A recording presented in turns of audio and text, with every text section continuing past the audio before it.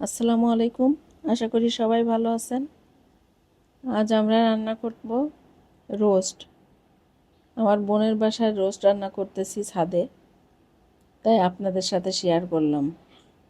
জানি না ভিডিও কেমন হয়েছে, সবাই মিলে মজা করছি আর রান্না করছি, সেই ভিডিওটা আপনাদের সাথে শেয়ার করলাম। ভালো লাগলে অবশ্যই আমাকে সাপোর্ট দিবেন। আমাদের গাছপালা সবই দেখানো হয়েছে, বাড়িঘর সবই দেখানো হয়ে গিয়েছে। আসলে বাবার বাড়ি অনেক দিন পর ঈদ করলাম, তো সবাই মিলে একসাথে ঈদ করেছি, মজা হয়েছে। বাবা মা নাই, তারপরও ভালোই লেগেছে। যেমন ভাইরা অনেক যত্ন করে, বোন আছে, সেও অনেক টেক কেয়ার করে আমাদের, যার জন্যে খারাপ লাগে না। আমার ভাবি আছে তিনটা ভাবি আমাদের সাথে সব সময় হাসি খুশি থাকে। এজন্য সব কিছু ভুলে খুব মজা করেছি ঈদে। আপনারা কে কোথায় ঈদ করেছেন? শ্বশুর বাড়ি কেউ করেছেন, কেউ বাবার বাড়ি করেছেন। আমি অবশ্য অনেক বছর পর বাবার বাড়ি ঈদ করলাম, কারণ বাবা মা তো কেউ নাই, ওর জন্য ঈদ করতেও খারাপ লাগে। এবার করলাম, যেহেতু আমার হাজব্যান্ডও নাই, আমার ভাইরা আমাকে একা একা ঈদ করতে দেয় নাই, সাথে করে নিয়ে গেছে। সব কিছু ভুলে এবার ভাইদের সাথে ঈদ করলাম।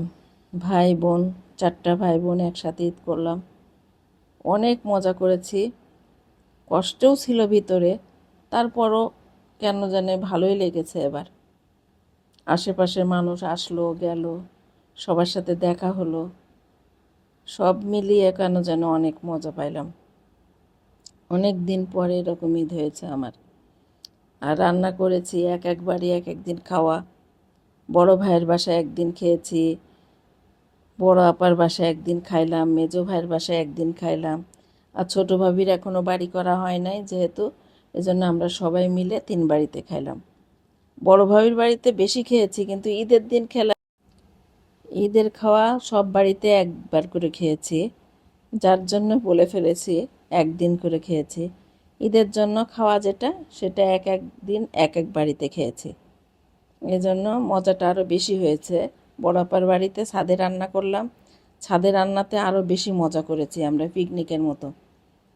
খুব ভালো লেগেছে। যে আপনারা কে কেমন মজা করেছেন অবশ্যই আমার সাথে শেয়ার করবেন। লাইক কমেন্ট শেয়ার করে আমার পাশে থাকবেন। আমি সবার ভিডিও দেখব, লাইক কমেন্ট করব। আপনারাও আমার ভিডিও দেখে লাইক কমেন্ট করেন।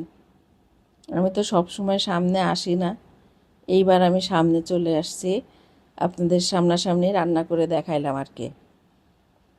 আমি সামনে আসতে ভালো লাগে না, আড়ালে থেকে রান্না করতেই বেশি মজা হয়।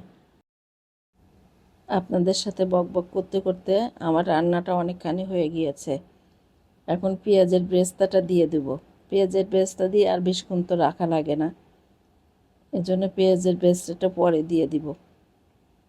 আর আমার রোস্টটা আগে রান্না করা ছিল, আর বাকি অল্প কম হয়েছিল বলে পরে আরেকটু রান্না করেছি, এটা মিশিয়ে দিয়েছি, দিয়ে একটু বেশি হয়ে গিয়েছে।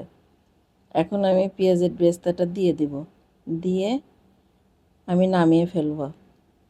আর আমার রান্নাটা কেমন হয়েছে অবশ্যই কমেন্ট করে আমাকে জানাবেন, আর সব সময় সাথে থাকবেন। আল্লাহ হাফেজ। সবাই ভালো থাকবেন, সবাই সবার জন্য দোয়া করবেন, যেন সবাই ভালো কিছু করতে পারে।